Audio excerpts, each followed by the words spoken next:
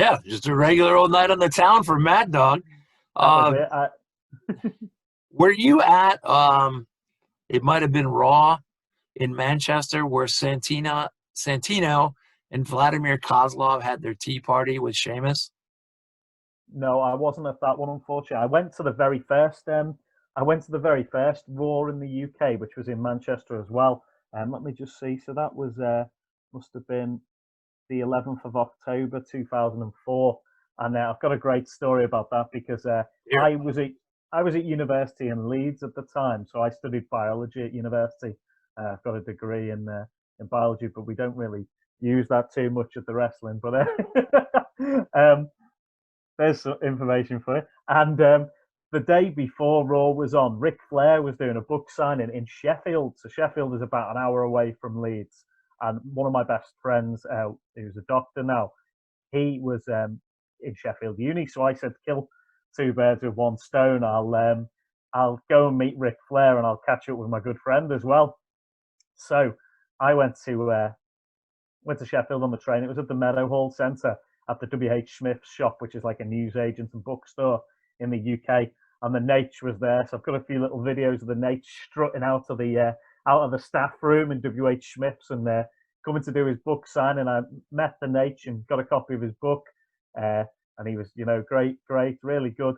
And then I looked at my phone and my friend who'd been due to meet me was running late.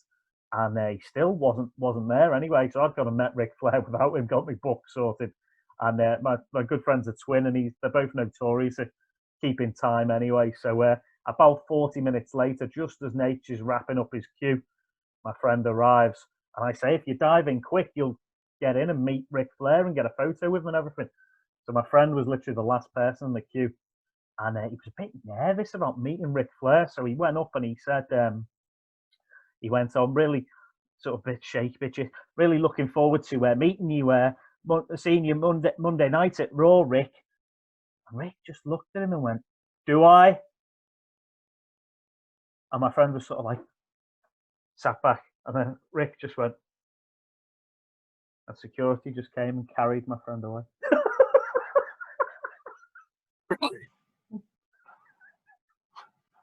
So I'll never know what Ric Flair thought my friend had said to him, but the good doctor got carted off by security. And he'd only said was, I'm looking forward to seeing you on Monday Night Raw. And then Rick just must have misheard him or whatever. And was like, do I? And my friend was just like, and that was it. Yeah, that's where I was lost too. I'm like, do I? Just that classic line. No. That's been used to completely rib my friend for years. Do I? I went and saw Ric Flair with my good friend Donnie. Donnie's an ex-Army veteran, tough as balls.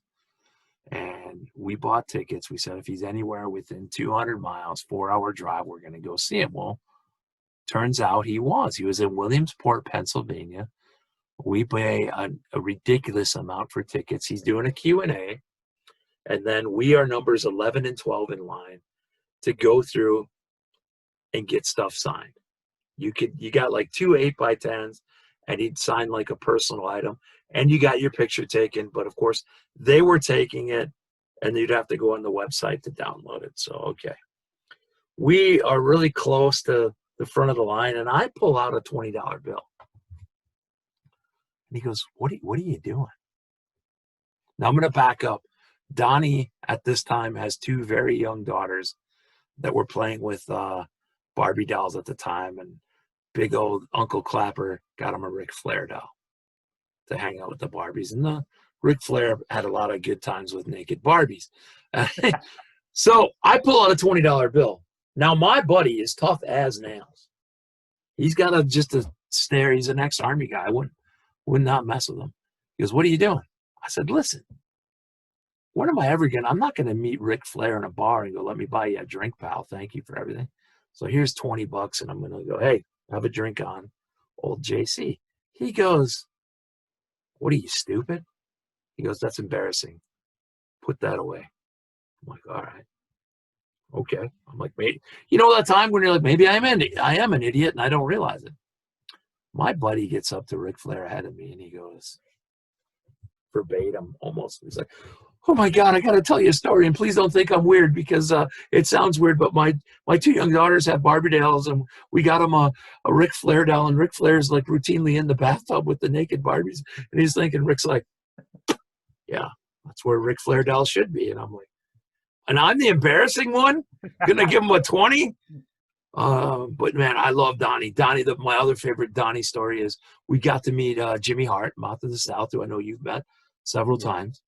And I'm behind. I said, hey, the side note was that story. I took the two 8x10s.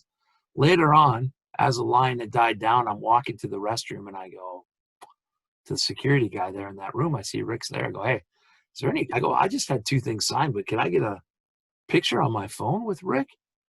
Because the whole point of social media is to brag that you got your picture taken with Ric Flair, you know? And he goes, well, I'd have to ask him. And I'm like, don't piss him off. I said, just if you can. And Rick heard me. He's like, I heard you. Come on in. It was really cool. But we're meeting Jimmy Hart. I'm behind it. I say, hey, give me your phone. I'll take the picture. And Donnie, oh, yeah, hey, can I get a picture with you? You know, just stone-faced. And Jimmy Hart goes, sure. Would you like to hold the megaphone? And Donnie's smile went from ear to ear. I get to hold the megaphone? It was so awesome watching, when you go to wrestling, watching the inner child come out in people. So, and you have to have seen that so many times. My question for you, after all that ranting and raving, Adrian Neville, Pac, I know you guys have had him over after he was a big star, but did you get to see him on the local scene before he broke out, when he was the man that gravity forgot? Do you have any good? Certainly did, yeah. I meant to say, when you were asking about shows, I was just about to go on and mention that when I was at university as well, I used to go to 1PW up in Doncaster, which is about sort of 40 minutes away from Leeds. But my dad was never a wrestling fan at all. You know, he didn't like it at all. But he'd pop up to go to 1PW with me because I couldn't get there. So I was like, Dad, do you want to come up and have a catch up and go to wrestling? So there's probably footage somewhere. I believe it was the No Turning Back show.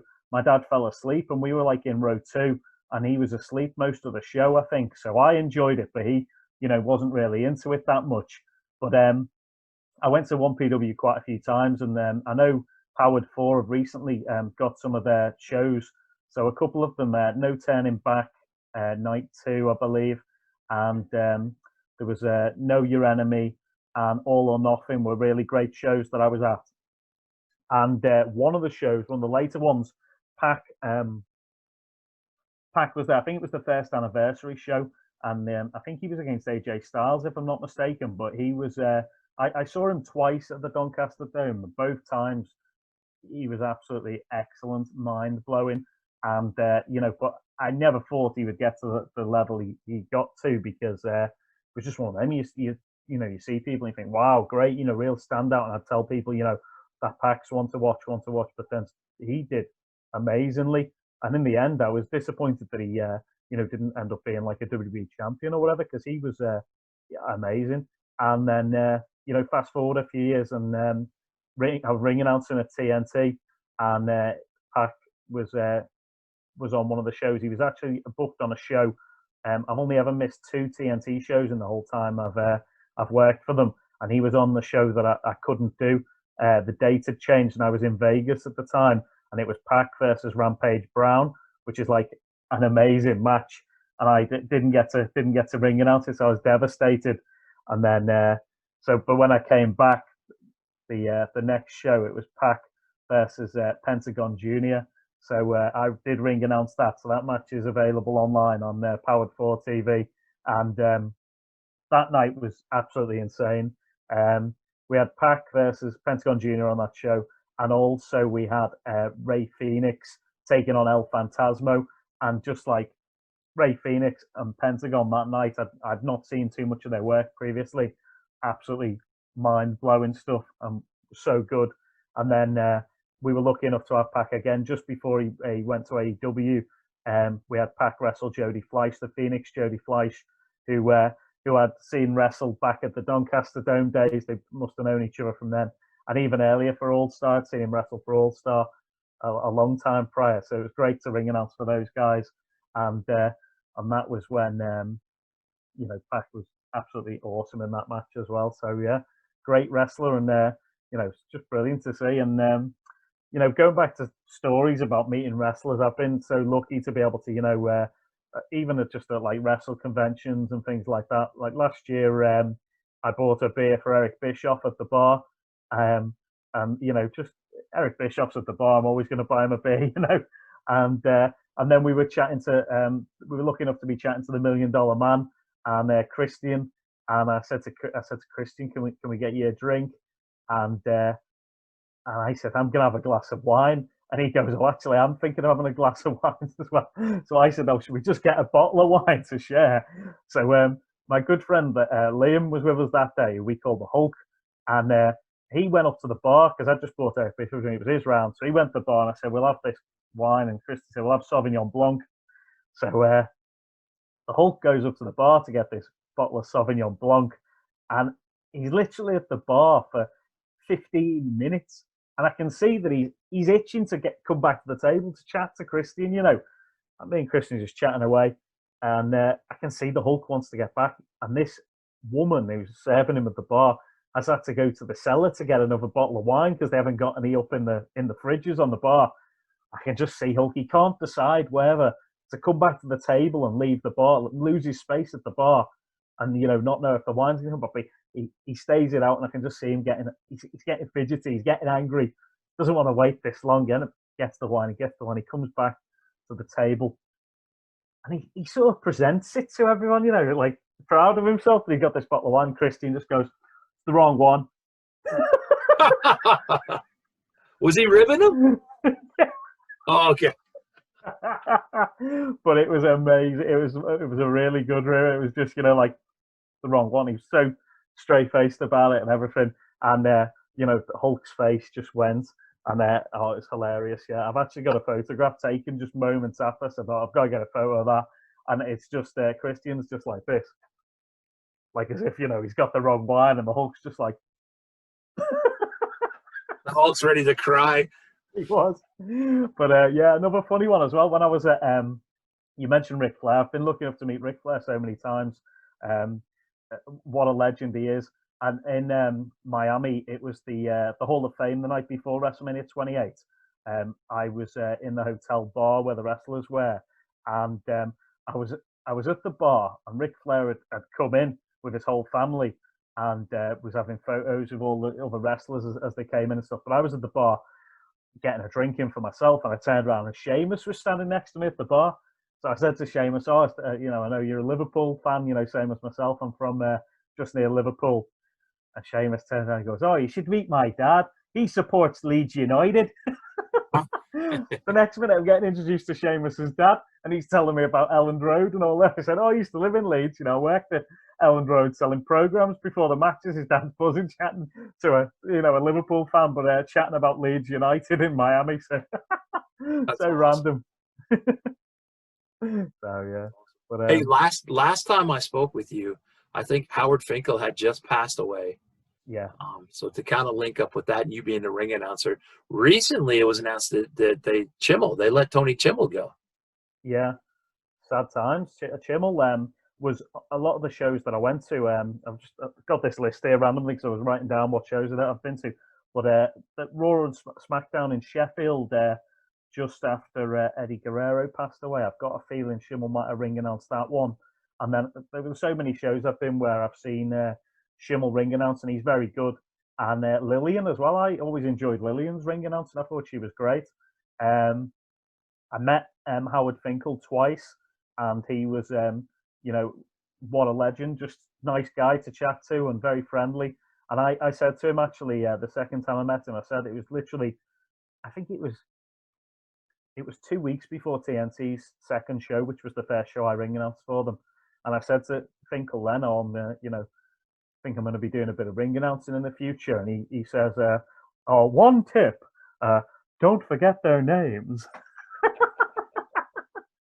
So that was great, yeah. And I've also met Justin Roberts, and Justin Roberts is another great guy. And at the thing I was at with him, he was doing voice messages at the time, which was like a new thing, a voice message on your phone from Justin Roberts. So he's doing voice messages for people for five or a tenner or something. But yeah, he was very, very friendly, nice guy as well. So good on him Did to, you to get a still think voice so message well. from Justin? No, I didn't at the time. I think I got autograph or something, but I don't think I even got a photo with him. Actually, thinking back now, but I think he was getting called for his photo opportunity or something at the time. So, but that was a great little wrestling convention. That was in 2015, and it was the PSI WrestleCon in London, and it must have been my 30th birthday. And I think as my 30th birthday present to myself, I got tickets and hotel to go to that event in London, and just thought, oh, if I'm going to meet everybody and have a good time, I might as well stay in the hotel that it's at. So the convention was in the basement of I think it was the Tower Bridge Hotel in London. So I was like, I might as well stay in that hotel. So I rocked up, went down to London, and as soon as I arrived, they'd done the first day of the convention. I was going on the Sunday. They'd already done the Saturday, or were part way through it, and there was some strange things going on because as soon as I arrived, the Nasty Boys were in the bar. But the bar's right by the reception. So as soon as I arrived, the Nasty Boys are in the bar. Tatanka's about, Gangrel was there. I check into the hotel, go to the lift. I'm in the lift with Terry Runnels, going up in the lift. So I said hi to her, and then I'm just checking into the hotel. So it was, and there's just wrestlers everywhere. So it was great. It was a really good convention. Got to meet everybody. Ended up sitting down and having drinks with them. And because it was my birthday, just been my birthday, I was like, should we all have some shots? So I got around the shots for everybody. And, I was just sitting there with all the gang listening to the stories. And, yeah, it was Gangrel who invited me over and said, come and sit with all us, because there's no one else doing much. I was respectful and, stayed out the way. Come and sit with us, come and sit under the learning tree, listen to a few stories and everything. So, yeah, I was more than happy to sit down. And then, by the end of the evening, the wrestlers had just took over the whole bar, and all the tables and chairs were all just together in like the middle of the room. I was just listening to all the stories. Around that table, thinking back, it was like Tatanka, Chavo Guerrero, the Nasty Boys, Bret Hart, Demolition. Smash was there. Axe had gone off. Alberto Del Rio was there, and Gangrel. Just everyone who was at the convention was just all sitting around enjoying themselves, having a few drinks. And it was just nice to see the camaraderie between them, really, and that they, after all these times spent on the road together, they could all sit down, have a catch up, and just have a chat. And with you could see some of the younger guys there, were very respectful of, the guys who laid the foundations basically in the business for them. And I was, able to partake in a few drinks with everybody, and then saw them all the next day, and got to meet everybody, and it was great experience, good fun. Small disclaimer there. So if you're a fan of professional wrestling and you see performers, the athletes in a bar setting like that, it's very important to do what you just did. You kept your distance. Yeah, I always try and be as respectful as possible with anything like that. I would never be pestering people or whatever. But and I've even seen wrestlers in the business that are maybe on an independent level go up to somebody, oh, hey, I'm a wrestler, and we this, we that, and it's like, hey, shit will come up in time, give them their space. But based on it's a private time, innit? So it's like after the show's over, it's time for them to relax and enjoy themselves. They don't want to be pestered, so it's like I always got to be respectful. You have to be. And, I was nervous to meet Ric Flair based on some of the stories I heard. And then I realized that a lot of the stories I heard were Ric's out with his family or having a private moment, and a fan comes up and demands something from him. And he'll go off. Look at Andre the Giant. You read stories about the end of his career. He was downright, people are staring at him all the time, even if they're not wrestling fans, because he's larger than life. And he was he had to be downright ornery at the end. Speaking of you reminded me of a question, and then we'll wrap up here soon. Finkel telling you, don't forget their names. What? And we see you as Maddog Mike Angus, this established ring announcer from the UK, TNT, all the stuff that you do, and just a professional. What's your worst night ring announcing? What's your biggest mistake? Have you had like just a I've been so lucky, and you know what, I take it very seriously. So I'll be there a couple of hours before the show, making sure I've got everyone's details down and making sure I've got exactly what I want to say. And then I always try and get music cues if I can to see if there's a place where I can, I want to hear the music if I can before the show, so I can fit everything in correctly and where it should fit. I used to always announce before the music started, but then I used to use cards as well. When I first started, first year or two, I would use cards to read off, and I would announce before the music started. Dead simple. Now, as I've done it for longer, I try and memorize everything, including longer introductions and stuff. I try and memorize everything, so I don't need to have cards with me in the ring, which does put pressure on myself. But then it's not often I've been lucky enough not to make many mistakes. One that stands out in my mind, I'm sure it'll be on Powered 4 TV, was to start one of the shows. We'd printed off 2 sheets. One sheet which had the entrance order in for the wrestlers for match order, and one for the sound guy. And in the opening contest, it was a tag team bout. I believe it was I think the Purge or Kings of the North were involved, and but basically the 2 sheets were different. So the sheet I'd gone off was the one for the sound guy, because obviously he's the one playing the music. So and it was the very first match on the card. So I step out, do the introduction, and anyway, the music hits, and it's the other team because the sound guy's got the other sheet himself.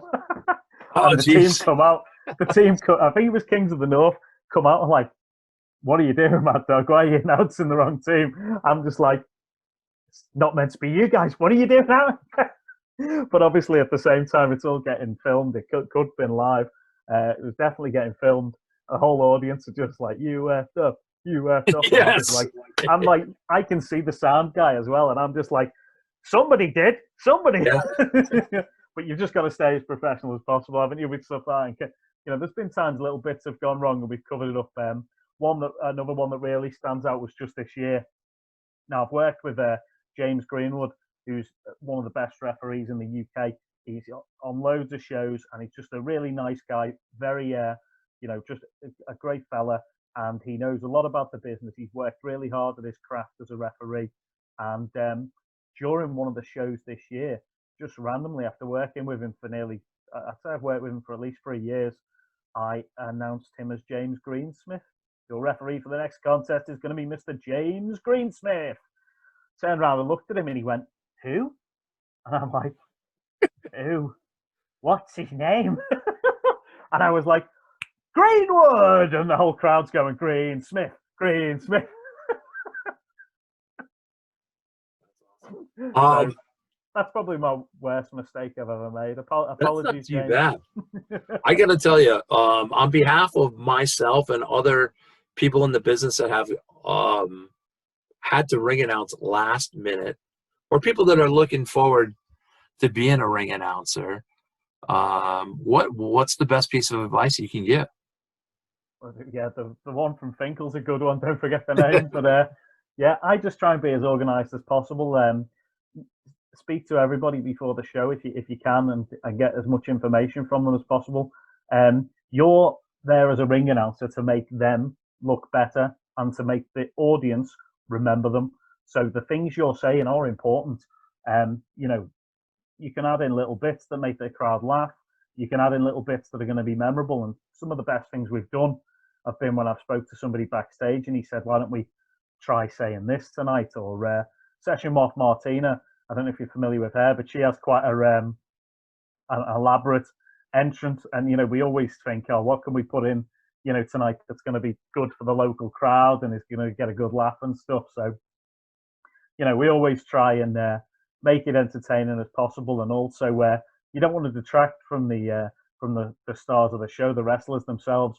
You want to add to what they're doing, add to their persona, and that announcement. I just try and make sure it's nice and loud, spot on, dead clear what I'm saying, so everybody in the audience has heard who it is, what's going on, and if there is a bit of a story to put in, you do tend to find, you get that moment where you hear everyone laugh at the same time and stuff. So it's yeah, it's pretty good. There was one one that comes to mind, someone sent me the other week, and it was it must have been Casey Owens, who was our women's champion. And when I'm announcing her, she'd said, "Say I'm a sandwich short of a picnic." So I say that, and you hear literally the whole crowd laugh in unison. So it's like, oh yeah, good lad. So yeah, just little bits like that. Anything to enhance the experience of a show. And I think with my ring announcing, I'm normally the loudest person in the room. So hopefully, everyone goes away thinking, oh, what a good job. He hasn't stuttered over any of his lines. He's got everybody out. And, I try hard to make sure what I do is spot on. There was even a show last year I did without a microphone. That was a joyous occasion. Didn't have a voice for a week, but it was fun. And I've seen too many times where I've gone to an independent show and they've got somebody on the mic that you can tell is not a normal ring announcer. Sometimes it's been me, but I've just been like, hey, I just want to get the names accurate, and I want to put over the social media event of the show or the next show. And sometimes I've been on shows where they're like, oh, I'm like, what's your social media? Oh, we don't know. So I've had to look it up for them. And when's your next show? I'm not sure of the date. Well, you got people here. Let's get them to the next one. But I've been on where people have put relatives or people on. They're either unenthusiastic because they're nervous, and it does. I get nervous doing it too, or they're overly talking on the mic and almost talking down to the crowd, which I hate. Or it's like somebody's handed them a mic at a stand-up comedy show, and it's like, hey, you can do too much with the mic. You need to tone it down. But I think that's what it boils down to: when and where, your spots. Am I helping? Am I hurting? I'm sure there's, sometimes when you inadvertently mess stuff up. But that's my advice for people. And then my advice too is go to an accredited wrestling school and learn the business. You cannot just walk in, and people have done it.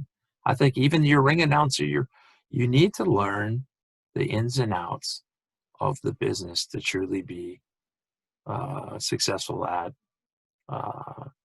things such as ring announcing, that people might think, hey, I can get, one day you're going to be on that Michael Buffer level, but I know that you've got the experience, One thing I do try and do, JC, is try and just make sure that I can be proud of what I've done each night. And, I can tell you that I've never missed like a finish in a match, calling the finish.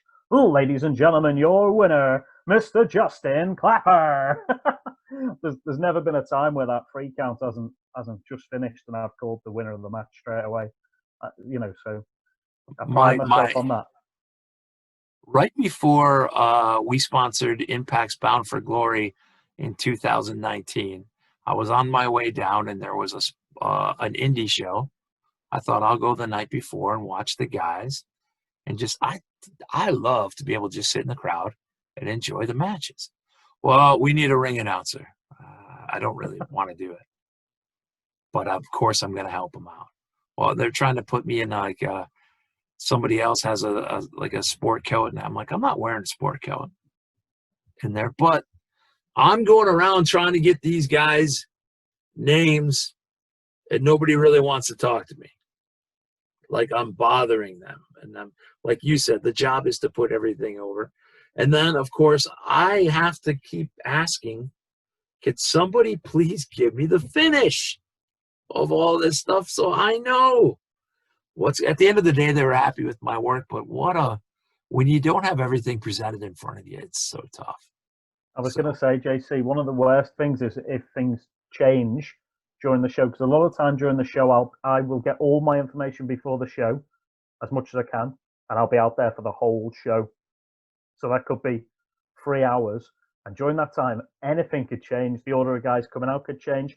And normally I'd have someone communicating with me to tell me stuff like that.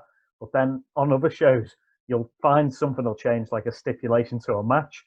Or, or they haven't told you information like, oh, by the way, it's going to be a last man standing match, or it's going to be someone's career on the line or something. Or someone's told you the wrong information. And, you relay the information to the crowd, and then someone in the crowd's like, it's a last man standing match. Yeah, I literally had that happen to me with an elimination. match that was started off as like a, you know, a freaking 300-man tag, that match where everybody shows up, so the promoter gives them all a spot.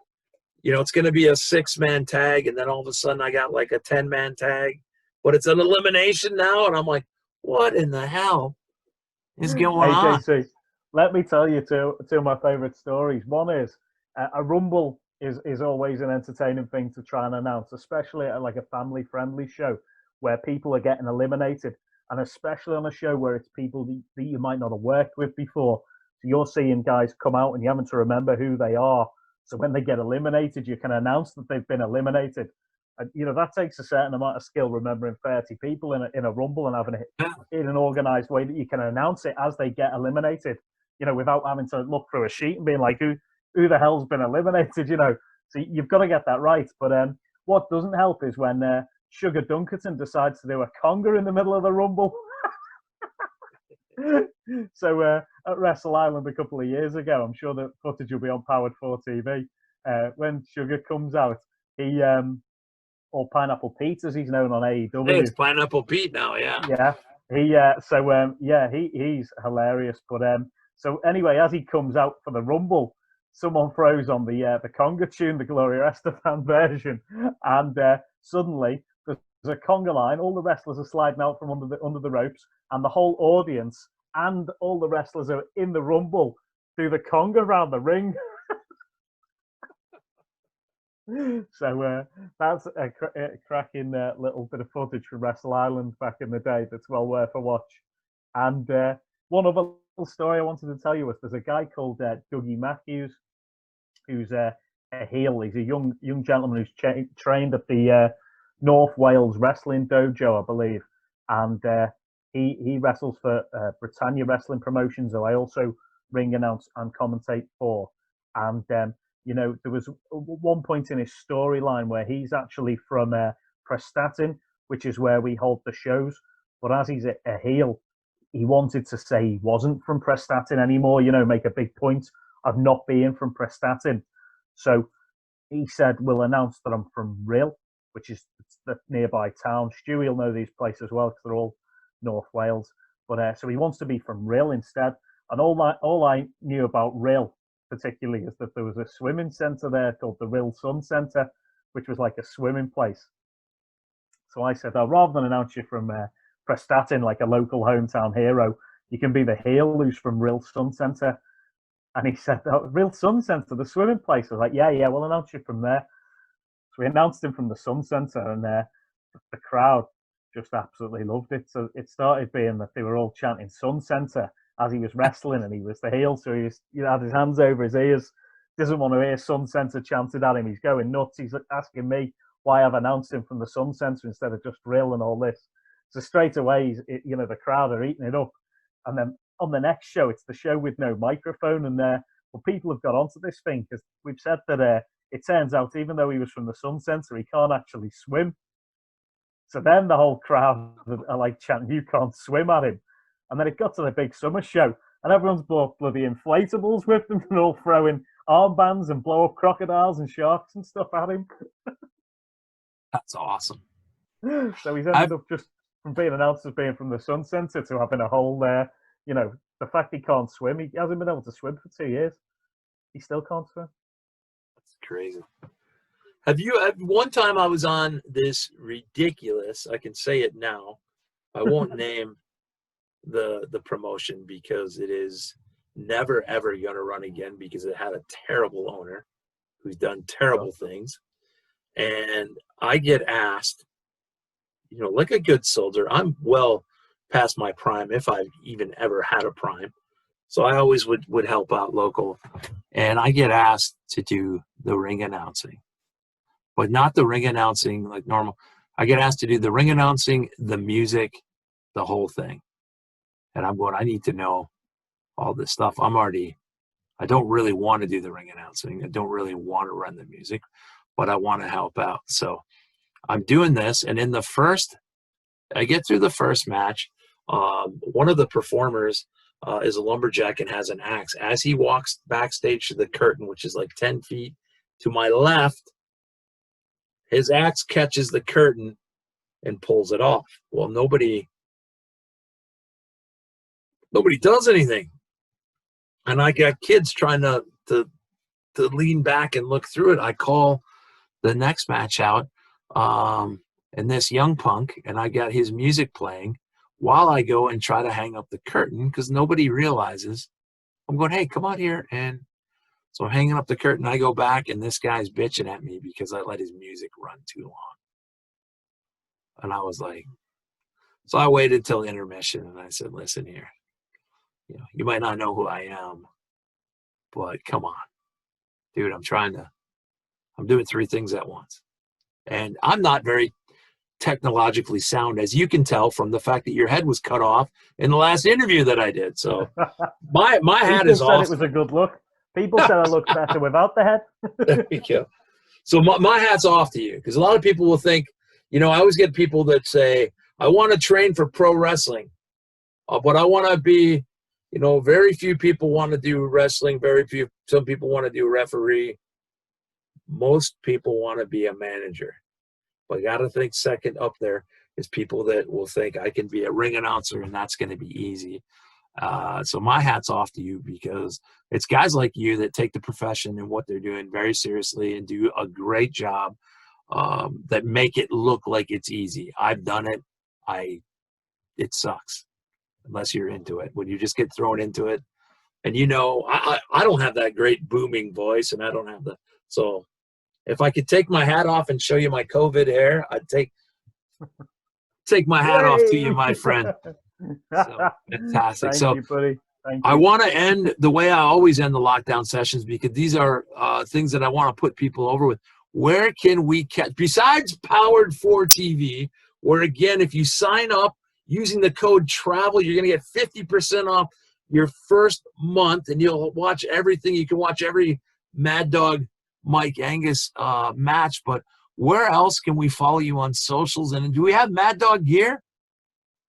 I think a muzzle would be. So no, I don't need merch. The wrestlers need the merch. It's the wrestlers and also the promotion as well.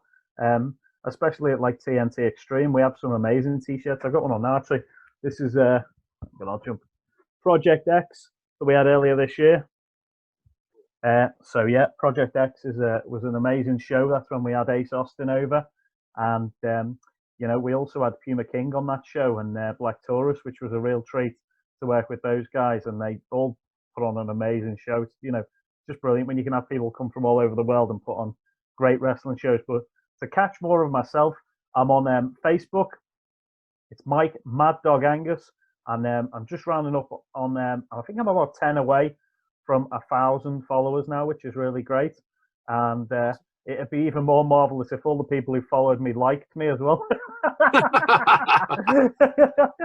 I've got about 10 people who like me. And I'm also on Instagram, which is Maddog Mike Angus. That's where all my wrestling photos are on there. There's awesome photos on there from all the shows I've been to. I'm always trying to share all my old memories from wrestling, because I realized that a lot of it came before like the digital age and before the internet. So I've got footage there from, wrestling shows. There's one great bit of footage I shared with you guys of the Edge and Ric Flair at a show in London in about 2005, when it must have been one of Edge's first times ever working a heel, and Ric Flair was working the face. I shared that over with you guys, but there's loads more videos for me to share out for people to see. So I do believe I'll put them on the YouTube at some point, but that's not really up and running yet. And my Twitter's brand new. It's only been set up since lockdown, and that's Angus Maddog. And I'm up to about 820 followers now. So yeah, going great on there. I share all my wrestling stuff on there, all the podcasts we work on, anything that catches my eye about professional wrestling. So this week we were looking at in the UK at a guy who's designed a Golden Age Lego set, and he's trying to get that up and running, and has got a bit of a petition going. So I've shared that on there. All the stuff from all the promotions I work with gets shared on there, so you can keep up to date with where I'm going to be next and what I'm going to be doing.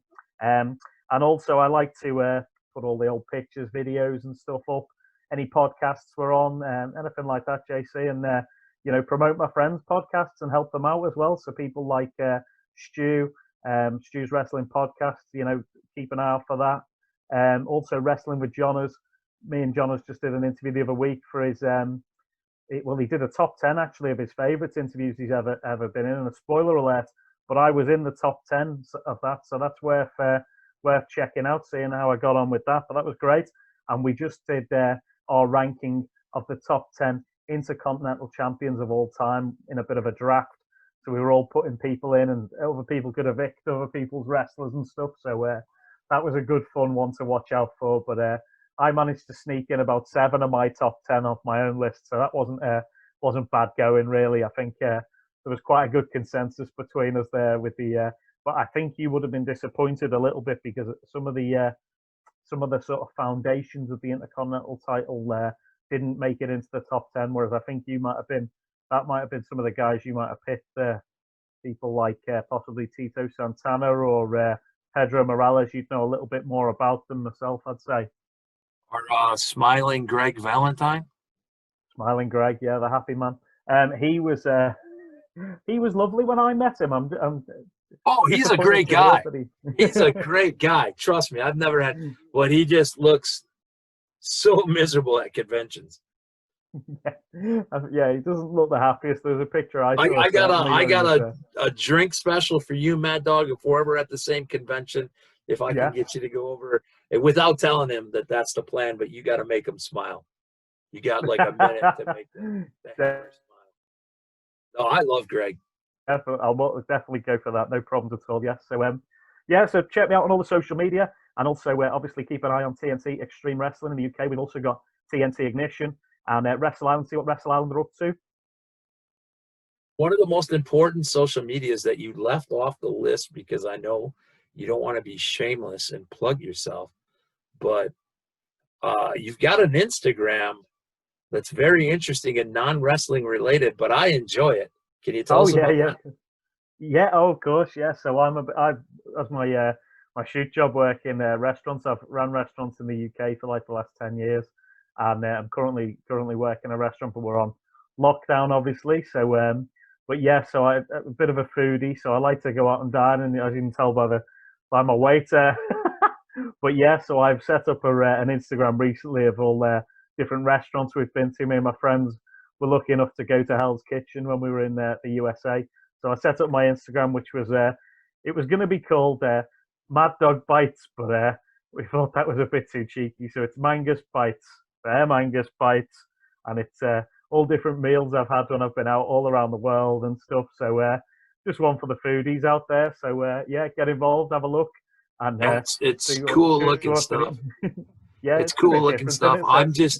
I'm not a fan of the traditional English breakfast, so that one I wasn't. Not a fan. I've been over there enough, and I've had to, So just a little add-on question: since you've been to Hell's Kitchen, if you cooked for Chef Gordon Ramsay, would he say that's brilliant? That's a 5 out of 5, or would he just go, "You donkey"? Yeah, no, I think he'd be okay with my food. I've obviously working in restaurants. I've trained in different kitchens because although I've been in management roles, you still need to be trained up to do anything in the kitchen, in case they need to rope you in or whatever. So normally drag me in kicking and screaming, but I've been through all the training. So when I worked in Italian restaurants, I was at I did my training at the Trafford Centre for 2 weeks there, which is a high volume restaurant. So yeah, I got put through my paces there. So my pizzas and pastas are spot on. And then I've sort of done a bit of traditional English cooking as well. And obviously, one of the restaurants I worked at all sorts of Scandinavian food as well. So, I'm well versed in the kitchen if needed. Lutefisk? What? Did you have lutefisk at the Scandinavian restaurant? No, what's that? Oh, you got to look it up because I'll describe it wrong. But we got a Scandinavian population in Wisconsin, and I know right around Easter, a lot of churches will have lutefisk, and it's cod, and I believe it's soaked in lye, which is a poison, and then it's salted to draw. It's I've never tried it, but it's a kind of a family tradition. It's kitchen night. Served, but I'd try it. I try anything. It's always good to try new things. Have you watched Kitchen Nightmares with Ramsey? Yeah, of course. Yeah, yeah. Oh, that's got to be more staged than any wrestling thing I've ever brought up, because there's no way every idiot. I mean, that show's gone on for. There's a British version, U.S. Nobody cleans their refrigerators. No, I mean it's always the same stuff every week, but I can't help but watch it. But you gotta. Oh, So it's I mean, brilliant, isn't it? Yeah, I tell you, a lot of almost all the kitchens I've worked in have been absolutely spotless, and they have to keep to the highest of standards nowadays. So there's no getting around it. You get audited every couple of weeks, and when I was a manager, it was my job to make sure that then things were spot on, and if they weren't, you were getting in big trouble. So yeah, luckily we've kept on top of stuff like that. One interesting thing, JC, is that on Hell's Kitchen, the most recent series, I believe, is it series 19? It's aired in the UK, or started airing in the UK. We're up to about episode 7, but I don't think it's aired in the States yet. It's going to be airing soon. And when me and my friends went to Las Vegas, went to Fremont Street, and we saw a band there called Spandex Nation, who were a rock band, and they were absolutely awesome. We loved them, and we watched their whole set. We were having big, giant frozen beverages and all sorts, having a great time. Watched this band, and then interestingly, we actually went into the casino, and as they were coming out afterwards, we ended up having a drink with those guys, Spandex Nation. And as it is in episode 6 of this new series of Hell's Kitchen, they're actually on it. So I haven't caught up with the episode yet, but I've seen them saying, "Oh, we're on Hell's Kitchen. We're on Hell's Kitchen. Check it out." So a shout out to the guys from Spandex Nation, and looking forward to seeing what they do on Hell's Kitchen, because they were a very entertaining band, and they randomly introduced us to some cool people, which was the guys who owned the Golden Nugget. I think it's the Golden Nugget Casino on Fremont, and the guy who owns it, he's a big wrestling fan as well. So he was telling me about when Seth Rollins came to his casino, and also anytime I go anywhere and we're talking about wrestling, you know what I'm like. So yeah, this guy has pictures of him with Seth Rollins just behind his desk in his casino. So yeah, good on him. now that's a fantastic way to close an interview that started about professional wrestling and ran the gamut to the speaking out movement to DBS background checks and made it all the way to Chef Gordon Ramsay that we have to tag in this. And now we end on Spandex Nation. That can only mean one thing in my book, my friend, is that there is a Mad Dog Part 3 coming out, because this was wonderful, fantastic. For a 20-minute interview, I don't know what we went, but it was much longer than 20 minutes. So I Oh, appreciate it, Mad apologies. Dog. No. If we look back at this, and you're probably thinking in your head, like, it's an interview with the Mad Dog, and JC's talking half the time. So it's, what's awesome? It's awesome when I can have, this is not an interview. This was just a chance to share some stories with a good friend. So I thank you very much. Thanks so much for having me on. Great to speak to you as always. And a big thank you to all the guys at Wrestling Travel. I love the work you do, and hopefully in the future I'll get to travel on one of your trips, and everyone should get involved. It's great stuff, and that you're making it so much easier for people to be able to go to these amazing events worldwide. And I just hope the sooner we can get to the end of this COVID and have some wrestling back and Wrestling Travel doing trips all over the world again. That's what we're looking forward to. And stay safe, wear your mask, do everything you can to get this horrible illness out the way, and then we can crack on with where we were before, which is going to be enjoying ourselves and getting to some good wrestling events. Well said. Thanks again, Mad Dog. Thank you so